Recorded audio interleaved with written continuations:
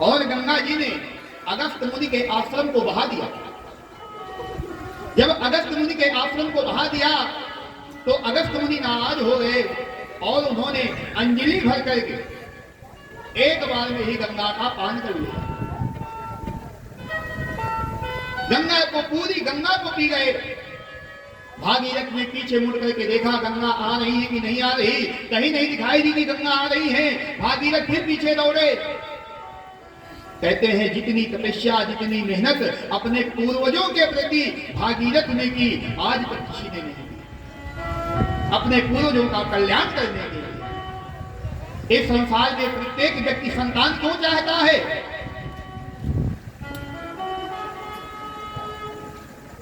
क्या धन देने के लिए संतान चाहते हो? ये जो मकान बनवाया है मकान देने के लिए संतान चाहते हो? हम संतान क्यों चाहते हैं? विचार करिए। इस जीवन में व्यक्ति दो चीजें करता है, एक पाप और पुण्य, सुख और दुख, स्त्री और पुरुष, धरती और आकाश, हानि और लाभ, दो का ही जोड़ा बना हुआ।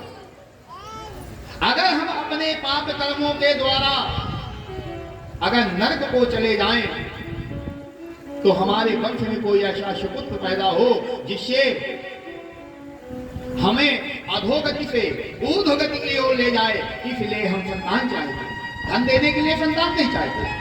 अरे धन को चाहे जिसको दे दो, लोग मुंह खोले बैठे हुए हैं, चाहे जिसको दे दो। भागीरथ ने जब देखा गंगा कहां गई, दौड़ करके फिर पीछे गए। अगस्त मुनि से पूछा महाराज यहां से गंगा आ रही थी, कहां गई? अगस्त मुनि ने कहा गंगा ने मेरे आश्रम को बहा दिया, इसलिए मैं गंगा को पी गया। कितनी तपस्या थी, कितने बड़े महापुरुष थे अगस्त मुनि। एक अंजलि में ही गंगा को पी गए। भागीरथ जी ने निवेदन किया महाराज मैं अपने पूर्वजों की मुक्ति के लिए गंगा को लेकर के आया हूं, आप कृपा करो गंगा को छोड़ दो। तो कहते हैं अगस्त मुनि ने अपने जांघ को चीर करके गंगा को निकाल दिया। उसी दिन से गंगा का नाम एक नाम जाह्नवी पड़ गया। क्यों? क्योंकि जंघा से निकाली गई अगस्त मुनि के, इसलिए गंगा का नाम भागीरथी भी है, क्योंकि भागीरथ जी लेकर के आए थे और अगस्त मुनि के जांघ से निकाली गई, इसलिए इनका नाम जाह्नवी भी है। महाराज भागीरथ के साथ में गंगा जी वहां पहुंची कपिल मुनि के आश्रम पर, जहां शगर के 60,000 पुत्र अधोगति को प्राप्त हो गए थे। गंगा का स्पर्श पाते ही उन सभी की मुक्ति हो गई। बोलो गंगा मैया की। और ये गंगा का महत्व आज भी है। आज भी हम अपने पूर्वजों की अस्थियां देहांत होने के बाद और पंच तत्वों में विलीन होने के बाद फूलों को लेकर के जाते हैं और बड़ी श्रद्धा से गंगा जी में अर्पित करते हैं। यही इसका प्रमाण है कि आज भी हमारी गंगा के प्रति उसी प्रकार से श्रद्धा है, और श्रद्धा ही विश्वास का कारण होती है और विश्वास ही फल देता है। कहते हैं इस जीवन का कोई भरोसा नहीं, जब तक जीवन है भगवान का भजन कर लो। अगर यह जीवन व्यतीत हो गया, व्यक्ति कहते हैं ना अभी ये बचपन है, खेलने खाने के दिन है। अरे भजन के दिन थोड़ी है, खेलने खाने के दिन है, भजन के लिए बहुत उम्र पड़ी हुई है। ऐसा कैसे? जवान हुए, विवाह हुआ, कहा जाए कि भजन कर लो, तो कहते नहीं अभी ये भजन की उम्र नहीं है, घर गृहस्थी को संभालने की उम्र है। अगर भजन में लग गए तो घर गृहस्थी कैसे चलेगी? घर गृहस्थी तो धन से चलती है, धन कमाने में लग गए और धन कमाते कमाते संतान की उत्पत्ति हो गई, संतान का लालन पालन करने में लग गए, संतान का लालन पालन कहते कहते संतान के विवाह की चिंता में लग गए। जब विवाह हुआ तो नाती पोतों की चिंता में लग गए, और कब बुढ़ापा आ गया पता ही नहीं चला। जब बुढ़ापा आ गया, घर वालों ने, बेटे ने, बहू ने सुनना बंद कर दिया, चुपचाप बैठे हैं, शरीर कार्य नहीं कर रहा, किसी प्रकार का शरीर में शक्ति नहीं रही। घर वाले कहते हैं पिताजी भजन करो, तो भजन करे कहां से, क्योंकि जीवन में कभी भजन तो किया नहीं, इसलिए अभ्यास नहीं है। जीवन में अभ्यास नहीं है, भजन नहीं किया, तो अंत के समय में बुढ़ापे में भजन नहीं हो सकता। क्यों? क्योंकि ये दांत भी तो निकल जाते हैं, राम कहोगे तो आम निकलेगा, और मन भी नहीं लगता। इसलिए जीवन का जो क्षण है, कहते हैं बचपन से ही भगवान का भजन प्रारंभ कर देना चाहिए। अगर किसी ने बचपन से भगवान का भजन नहीं प्रारंभ किया, तो कहते हैं बुढ़ापे में भगवान का भजन नहीं होता। कफ, पित्त, बात, कितनी प्रकार की बीमारियां लग जाती हैं। पित्त की बीमारी हो जाती है, कफ, बार बार डकार आती है, भोजन नहीं पचता है, पैरों में बात का रोग लग जाता है, चलने में, उठने में, बैठने में तकलीफ होती है। तो भजन करोगे कि दवाई खाओगे? और दवाई खाओगे तो आराम करोगे कि भजन करोगे?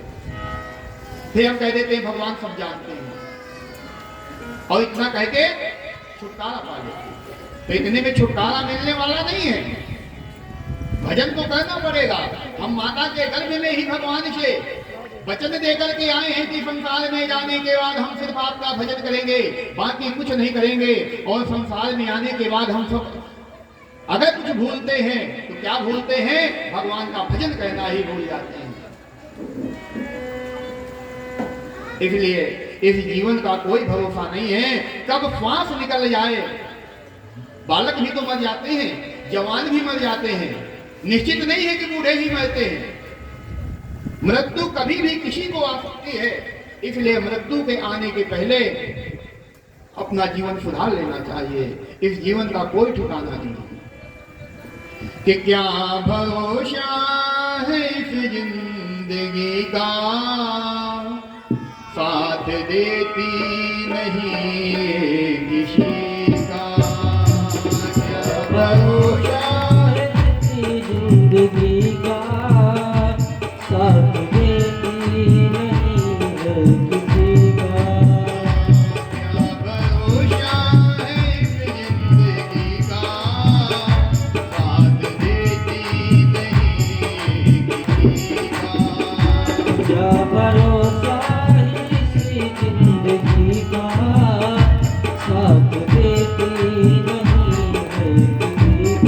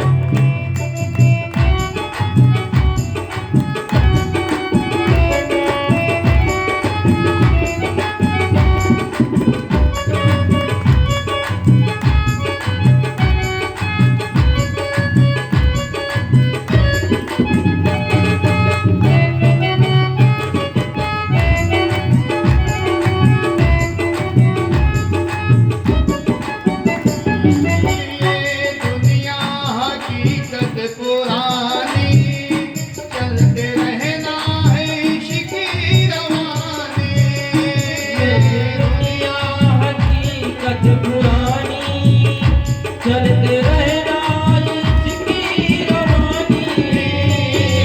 दुनिया हकीकत पुरानी, चलते रहना है इश्क की रवानी। ये दुनिया हकीकत पुरानी, चलते रहना इसकी रवानी। फर्ज पूरा करो बंदगी का, क्या भरोसा है जिंदगी का।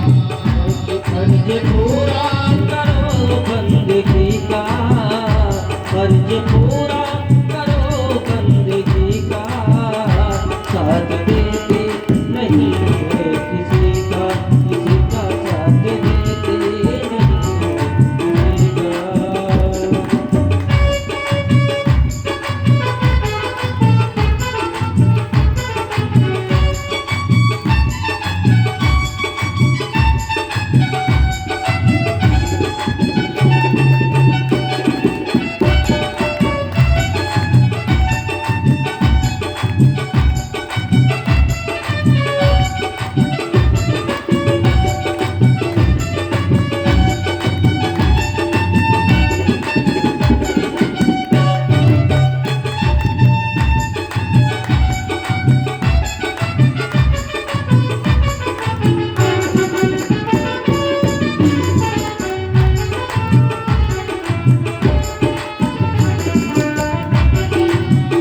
हम रहे ना मोहब्बत रहेगी, दाशिका अपनी दुनिया कहेगी।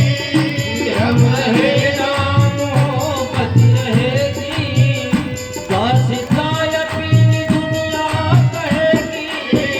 हम रहे ना मोहब्बत रहेगी, दाशिका अपनी दुनिया कहेगी।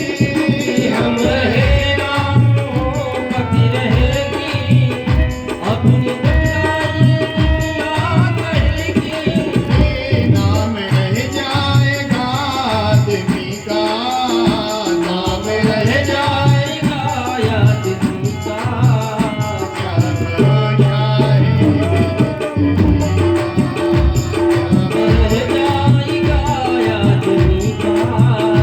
साथ देते नहीं है किसी का, क्या भरोसा ही जिंदगी का। साथ देते नहीं है किसी का।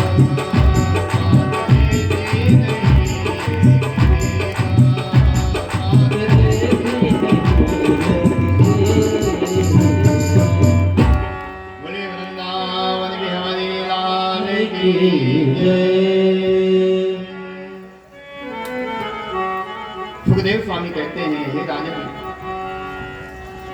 इन्हीं के आगे वंश में, भागीरथ के आगे वंश में महाराज खटवांग हुए, और खटवांग के दीर्घ बाहु हुए, और दीर्घ बाहु के ही आगे वंश में महाराज रघु हुए, और रघु की इतनी कीर्ति फैली कि शूर वंश को रघुवंश के नाम से जाना जाने लगा। जब किसी की कीर्ति फैलती है ना, यश फैलता है। हमारे इतिहास में किसको पूजा गया है और किसका नाम हमारे इतिहास में आया है? जिसने संसार के लिए कुछ किया है, जिसने संसार के लिए कुछ किया है, उसी का नाम इतिहास में आया है। जिसने समाज के लिए, यह संसार के जीवों के लिए, मनुष्य और पशु के लिए, और संसार के चराचर जीव के लिए जिसका कोई योगदान नहीं रहा, इतिहास ने कभी उसको याद नहीं किया।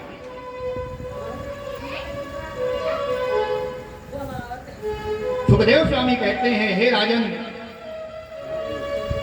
इन्हीं के आगे वंश में, रघुवंश में ही महाराज दशरथ हुए, जो महान पराक्रमी राजा थे। यह महाराज दशरथ,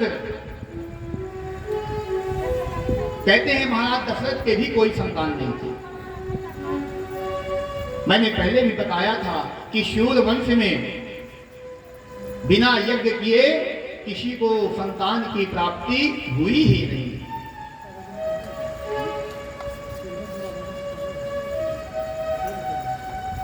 कहते हैं महाराज सुखदेव स्वामी कहते हैं, हे राजा परीक्षित, अब भगवान श्री राम के चरित्र को मैं तुम्हें सुनाता हूं, ध्यान से सुनना। सुनना नहीं है, भगवान श्री राम के चरित्र को जीवन में धारण करना है। अगर जीवन में राम के चरित्र को धारण कर लिया तो जीवन सार्थक हो जाएगा। महाराज परीक्षित सुखदेव स्वामी से कहते हैं, हे भगवान, भगवान का अवतार राम के रूप में क्यों हुआ? भगवान राम के रूप में क्यों अवतरित हुए?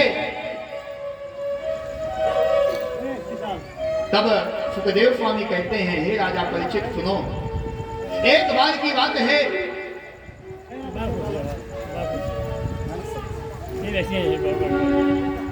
इस मृत्यु लोक में पृथ्वी पर सभी प्रकार से पाप ही पाप हो रहे थे। धर्म समाप्त हो रहा था, अधर्म का बोलबाला था। जब चारों तरफ अधर्म ही अधर्म दिखाई दे रहा था, तब क्या हुआ? कहते हैं, जिधर दृष्टि जाती है उधर पापी ही नजर आता, कोई पुण्यात्मा दिखाई नहीं देता।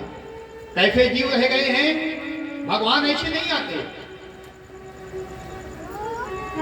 भगवान आते हैं जब पृथ्वी को दुखी देखते हैं, और पृथ्वी जब दुखी होती है, कैसे कैसे जब पृथ्वी पर कर्म होते हैं, जब पृथ्वी दुखी होती है कि बाढ़े खल बहु चोरे जुआरा, बाढ़े खल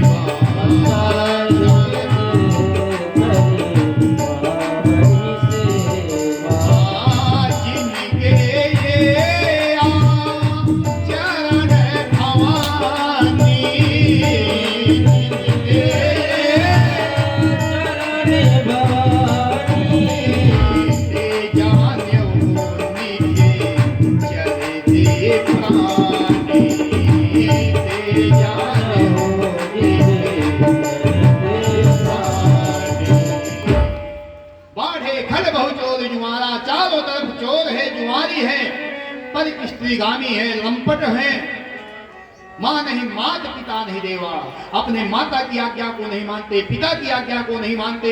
साधु संत जहां मिल जाते हैं तो उनसे सेवा करवाते हैं। जब चारों तरफ यही दिखाई दे रहा है तो क्या हुआ? कहते हैं माता पृथ्वी जब चारों तरफ ऐसे ही अधर्म को देखती है तो चारों तरफ अधर्म को देख करके माता पृथ्वी दुखी तो हो जाती है, और माता पृथ्वी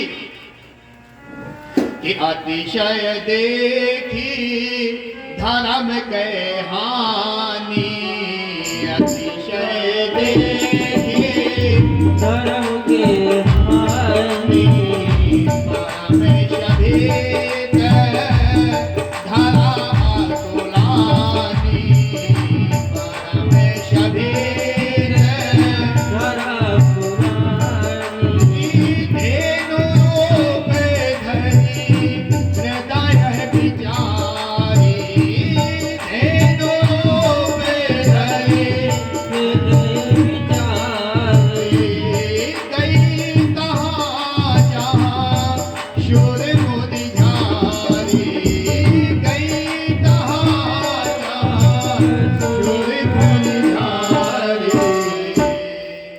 कहते हैं जब माता पृथ्वी ने चारों तरफ अधर्म का बोलबाला देखा तो क्या किया? पृथ्वी का रूप रखा, पृथ्वी गाय का रूप रखा और गाय का रूप रख करके देवताओं के पास में जाती है। जब देवताओं के पास में गई तो देवताओं से कहती है, हे महाराज,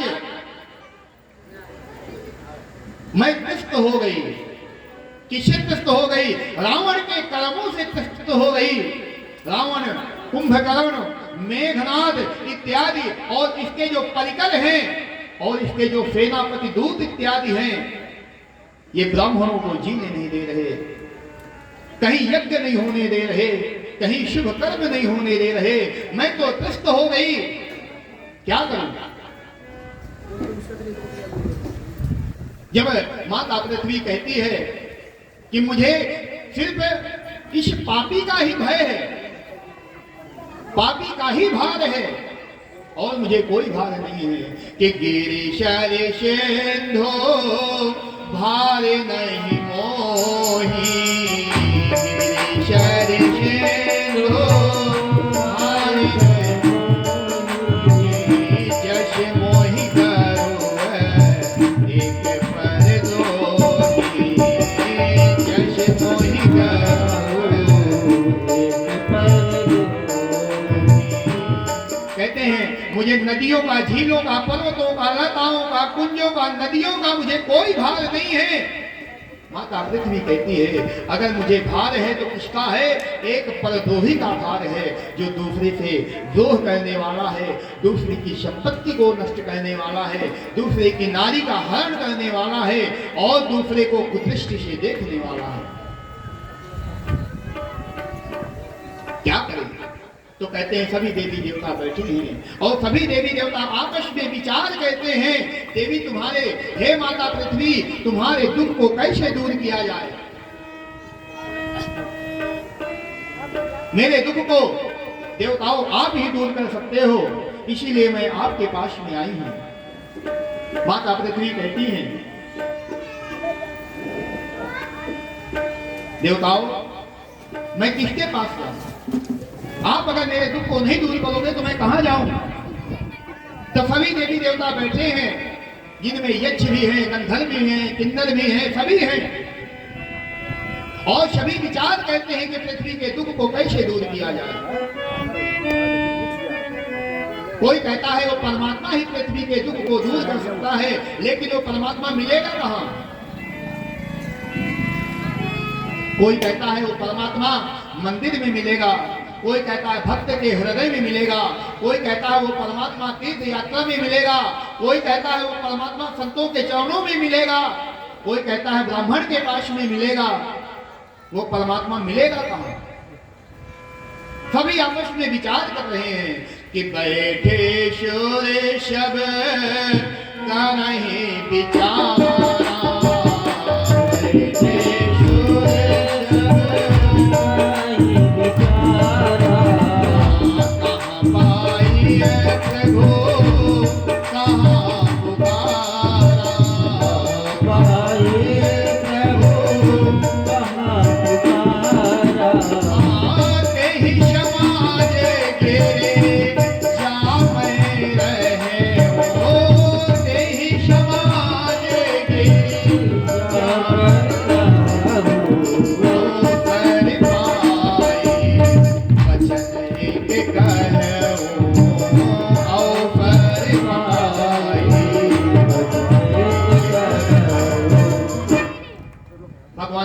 कहते हैं, सभी देवता विचार कहते हैं वो परमात्मा कहां मिलेगा? जब निश्चित नहीं हुआ कि वो परमात्मा कहां मिलेगा तो कहते हैं, अरे उमा, भगवान भोलेनाथ कहते हैं उसी समाज में मैं भी बैठा हुआ था, लेकिन मैं बोला नहीं। क्यों नहीं बोला? मुझे बोलने का समय नहीं था। कहते हैं जो श्रेष्ठ होता है ना, वो कभी बीच में नहीं बोलता। कहते हैं कभी जब आपस में कोई व्यक्ति बात कर रहे हो तो बीच में नहीं बोलना चाहिए। बीच में बोलने वाले का क्या होता है? तो कहते हैं अप्राप्त कालम वचनम बृहस्पतिरपोब्रुवन् प्राप्नुयाद बुद्धेव ज्ञानम पमानं च शाश्वतम्। बिना समय के वचन बोलता हुआ जब आपके बोलने का समय नहीं है और आप बीच में जबरदस्ती अपनी टांग लगा रहे हो, तो चाहे साक्षात बृहस्पति ही क्यों ना हो, आपका अपमान हो जाएगा। इसलिए बीच में नहीं बोलना चाहिए। भगवान भोलेनाथ कहते हैं, तेई समाज गिरिजा में रहूं अवसर पाई बचन एक कहने। क्या भोलेनाथ को अवसर की प्रतीक्षा करनी चाहिए थी? वो तो देवाधिदेव महादेव हैं, कालों के काल महाकाल हैं, जिस समय चाहते बोल सकते थे। सभी देवी देवता उनकी बातों का अनुसरण करते, उनकी आज्ञा का पालन करते। लेकिन भगवान भोलेनाथ कहते नहीं, जब मुझे अवसर मिला तब मैं बोला। क्या बोला?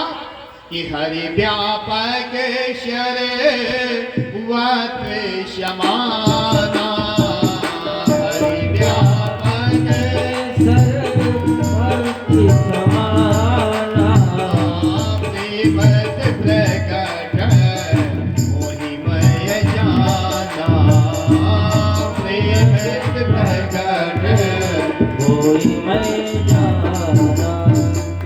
भगवान भोलेनाथ कहते हैं, वो परमात्मा को कहीं ढूंढने की आवश्यकता नहीं है। जहां प्रेम से पुकारो वो वहीं प्रकट हो जाएगा। भगवान प्रेम के भूखे हैं। भगवान को दूसरा कुछ प्रिय नहीं है। सबसे ज्यादा अगर प्रिय है तो भगवान को क्या है? प्रेम प्रिय है।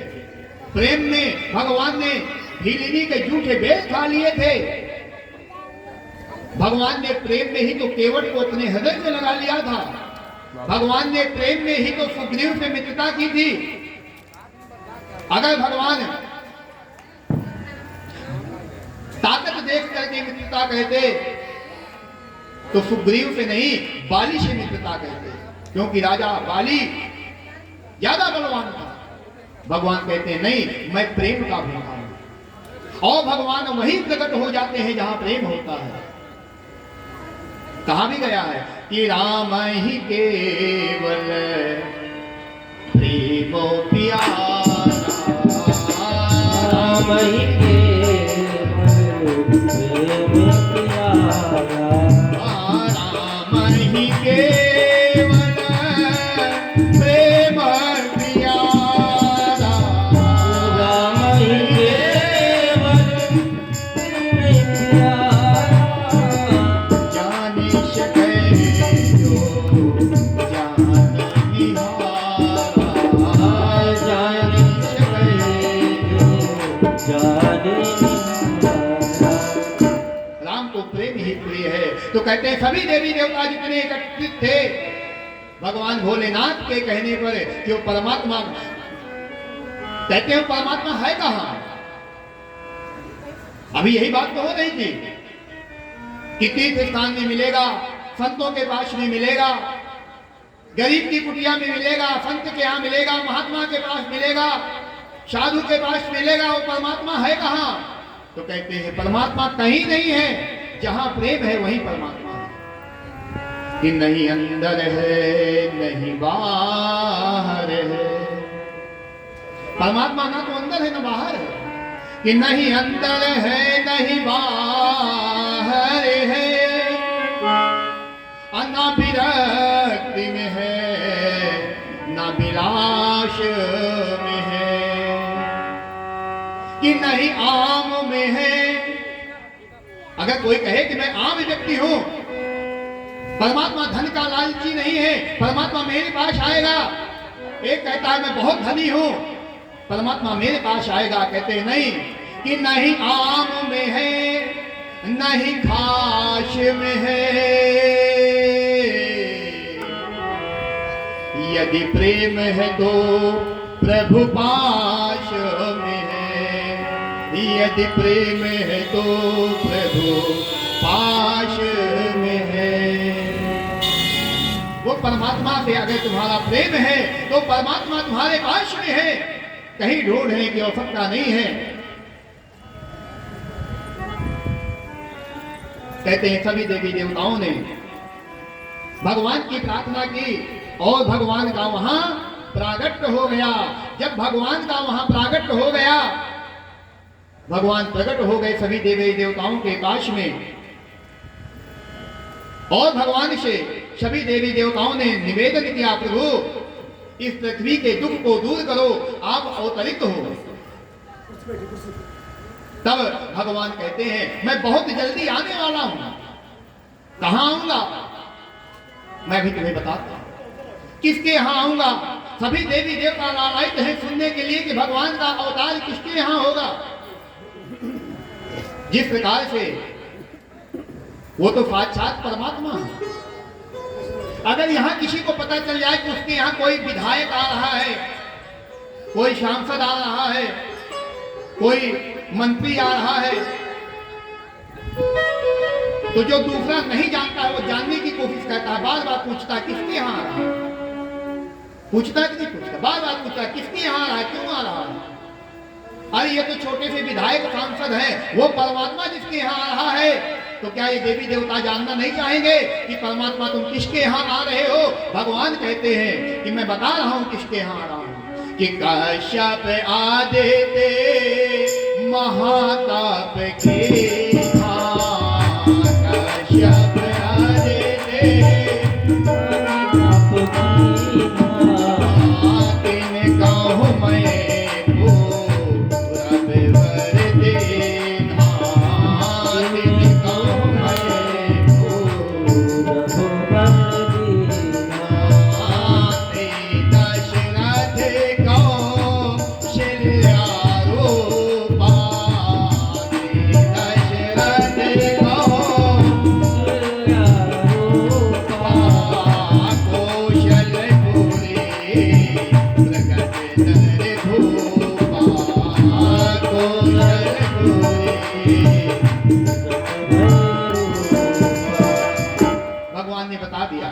मैं कहां आ रहा हूं। कश्यप और आदित्य ने बहुत तपस्या की है मुझे पुत्र रत्न में पाने के लिए, पुत्र की प्राप्ति के लिए। और कश्यप और आदित्य ने जब मुझे मेरा दर्शन किया, दर्शन के उपरांत उन्होंने मुझसे कहा प्रभु हम आपको अपने पुत्र के रूप में चाहते हैं। तब मैंने उनको वरदान दिया था कि मैं तुम्हारा पुत्र बन करके आऊंगा। कब? जब तुम अयोध्या के राजा बनोगे। और वही अयोध्या के राजा बने कौन? महाराज दशरथ कश्यप जी हैं और महारानी कौशल्या अदिति हैं। ये कश्यप और अदिति महाराज कौशल्या और महाराज दशरथ बन करके आए। महाराज परीक्षित ने पूछ लिया भगवान सिर्फ इसी प्रयोजन के लिए भगवान ने अवतार लिया या और भी कोई प्रयोजन है? भगवान का जन्म अवतार लेने का और भी कोई प्रयोजन है क्या? कहते हैं हाँ बहुत प्रयोजन है, एक प्रयोजन नहीं होता। एक कारण के लिए भगवान कभी संसार में नहीं आते, बहुत से जब कारण होते हैं तब भगवान इस संसार में आते हैं। महाराज परीक्षित कहते हैं भगवान बताइए दूसरा कारण क्या था कि भगवान को मनुष्य के रूप में, राम के रूप में अवतरित होना पड़ा। तो कहते हैं कि नारद श्राप दीन एक बार, नारद श्राप दीन एक बार, कलप देगे लगी अवतारा, कलप देगे लगी अवतारा।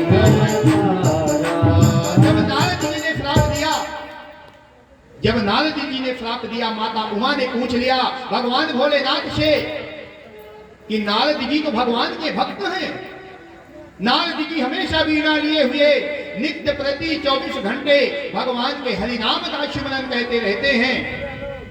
ऐसा क्या हुआ कि नारद जी ने भगवान को श्राप दे दिया? ऐसा क्या क्या प्रयोजन था, क्या कारण था? आप मुझे बताइए कि कारण कौन श्राप मुनि दीना,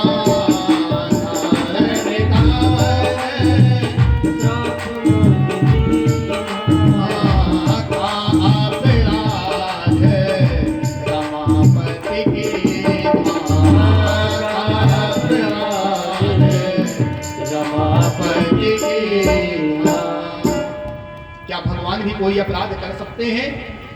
अरे वो तो घट घट वासी हैं, संपूर्ण ब्रह्मांड अनंत अखंड अविनाशी है, क्या ये अपराध कहते हैं क्या? अगर अपराध किया तो क्या अपराध किया? अगर अपराध नहीं किया तो नारद ने क्यों श्राप दिया? बहुत सुंदर कथा है, अगर ध्यान से सुनेंगे तो समझ में आएगा, और नहीं जिसको जो बात कहनी है कर रहा है, हम भी कहते जा रहे हैं। आज से और 2 दिन बचे, बात भी होगा। भैया ने कथा कराई तो सुनने वाले ने सुनी, अब बाकी जिन्होंने नहीं सुनी भगवान उनका भी कल्याण करे। बोलिए वृंदावन बिहारी लाल की जय। कहते हैं कथा में जब हम आपस में बात कहते हैं ना तो ये कथा का अपमान होता है और इससे पाप लगता है। आप आए किस लिए हो कथा सुनने? पुण्य के लिए। अरे पुण्य तो मिला नहीं, एक पाप और ले आए। अरे यहाँ के पाप तो हम गंगा जी में जाके धोते हैं, गंगा जी में जो पाप करेंगे उसको कहां धोएंगे? तो हम इधर उधर के पाप करके आते हैं। प्रत्येक व्यक्ति संसार में पाप और पुण्य दोनों करता है। तो ये कथा रूपी गंगा है, और कथा रूपी गंगा में स्नान करने के लिए आए हैं कि हमारे पाप धुल जाएं। और यहाँ आने के बाद अगर पाप करेंगे तो कहां धोएंगे? तो कथा में वार्तालाप सांसारिक क्रियाओं का, माना कि कोई कार्य हो तो बीच में उठ करके अपना कार्य देख लो, लेकिन बात कहने से स्थिति खराब होती है, नहीं करना। कथा का भी अपमान होता है। बोले राजा रामचंद्र भगवान की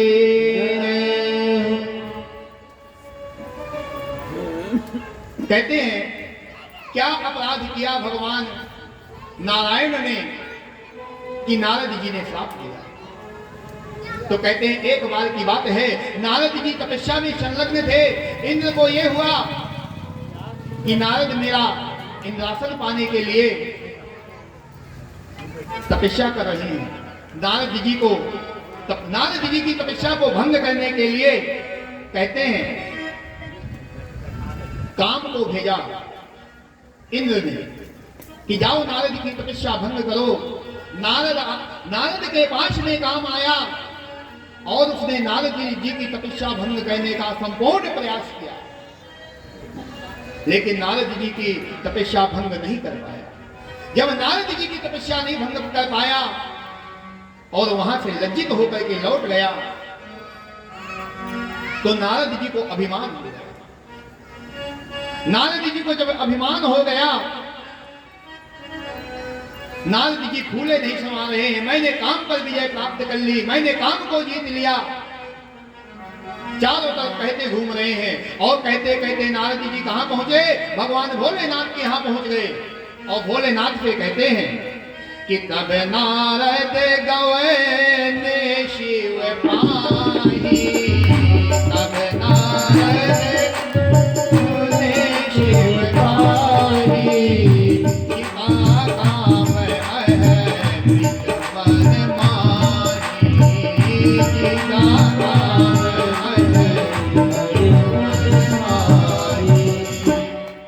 भगवान भोलेनाथ से कहा मैंने काम को जीत लिया। भगवान भोलेनाथ ने कहा नारद क्या कहा तुमने?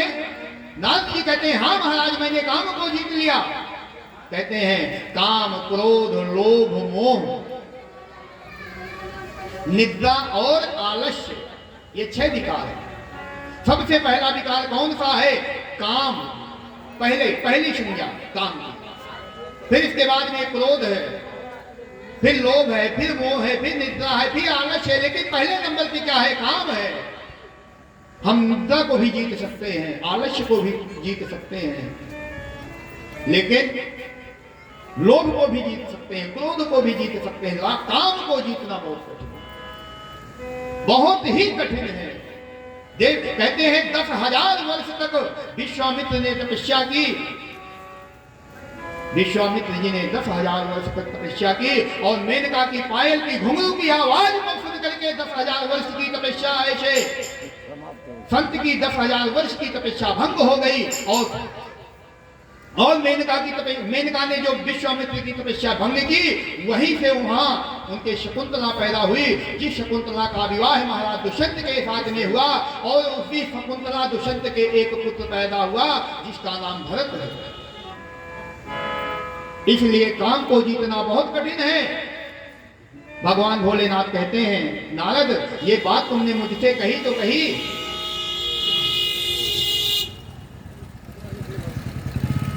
अब यह बात कभी किसी से ना कहना कि मैंने काम को जीत लिया, और अगर किसी से कहना भी तो कह देना, लेकिन भगवान विष्णु से कभी मत कहना। भगवान विष्णु से अगर तुमने कह दिया कि मैंने काम को जीत लिया है, तो नारद ये तुम्हारे साथ में ठीक नहीं होगा। लेकिन क्या हुआ, नारद जी को भगवान विष्णु की ये बात, भगवान भोलेनाथ की ये बात अच्छी नहीं लगी। कहते हैं, हम अपने जीवन में जब कोई तरक्की कहते हैं ना, प्रत्येक व्यक्ति चाहता है कि जो मैं तरक्की करूं, जो मैं उपलब्धि प्राप्त करूं, तो दुनिया मुझे जाने। दुनिया जाने इसलिए तो उपलब्धि प्राप्त कहते हैं। उपलब्धि प्राप्त हो गई, मेरे पास धन इतना है, तो रहने के लिए तो कैसे भी मकान में रह लो, लेकिन नहीं, अच्छा बंगला होना चाहिए, दुनिया मुझे जाने। अच्छी गाड़ी होनी चाहिए, दुनिया मुझे जाने। समाज में जो हम धर्म कर्म कहते हैं, आधे से ज्यादा धर्म कर्म हम पुण्य के लिए नहीं, लोगों को जनाने के लिए कहते हैं कि लोग मुझे जाने। नारद जी ने मन में विचार किया, मैंने काम को जीत लिया, लोग मुझे जाने। भगवान भोलेनाथ कहते हैं, नहीं नहीं, किसी को मत बताना। नारद जी को ये बात अच्छी नहीं लगी।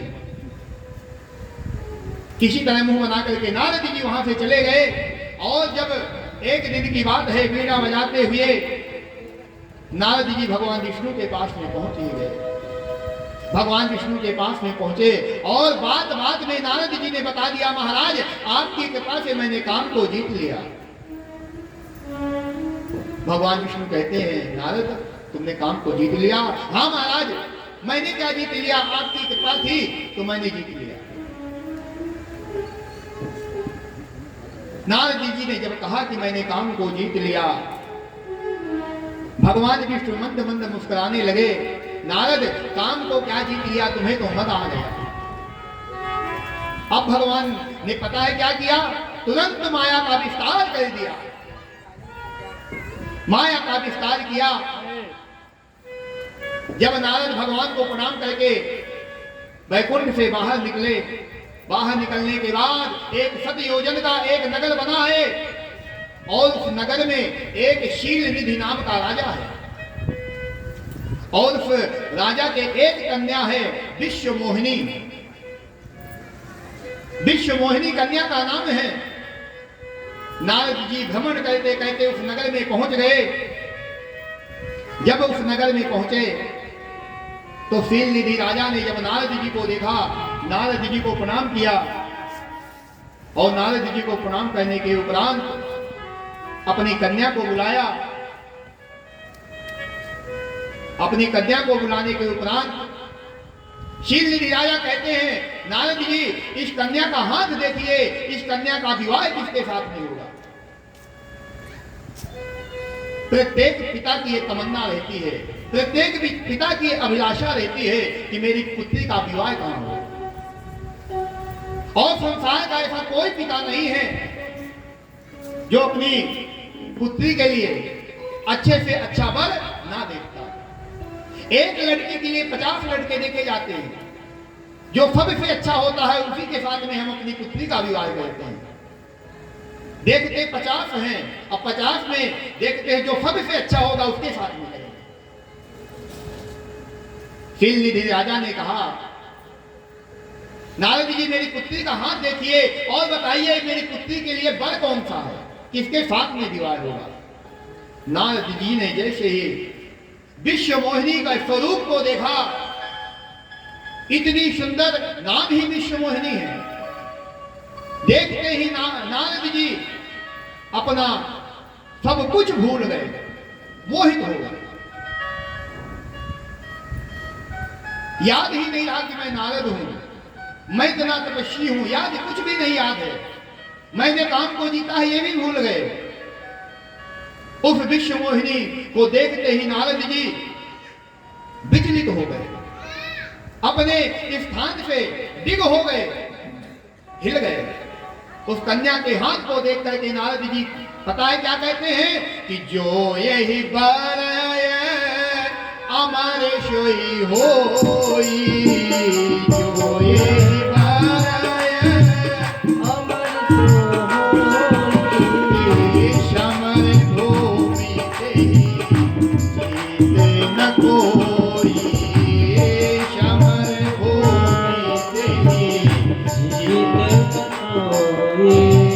शिवहि सकल चराचर ताहि, शिवहि सकल चराचर ताहि, परशील निधि कन्या चाहि, परशील निधि कन्या जाहि।